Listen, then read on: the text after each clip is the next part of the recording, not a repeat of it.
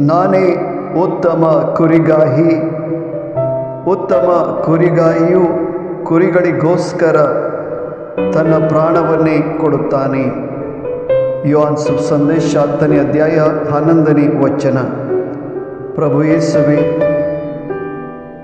ನಿಮ್ಮ ವಾಕ್ಯಾನುಸಾರ ಉತ್ತಮ ಕುರಿಗಾಯಿಯಾಗಿ ತಮ್ಮ ಕುರಿಗಳಿಗೋಸ್ಕರ ನೀವು ತಮ್ಮ ಪ್ರಾಣವನ್ನೇ ಕೊಟ್ಟಿದ್ದೀರಿ. ಇದಕ್ಕಾಗಿ ನಿಮಗೆ ಕೃತಜ್ಞತೆಯನ್ನು ಸಲ್ಲಿಸುತ್ತೇವೆ. ಒಳ್ಳೆಯ ಕುರುಬನೇ, ನಮಗೆ ರಕ್ಷಣೆ ನೀಡಿರಿ ಎಂದು ಪ್ರಾರ್ಥಿಸುತ್ತೇವೆ. ಆಮೇನ್.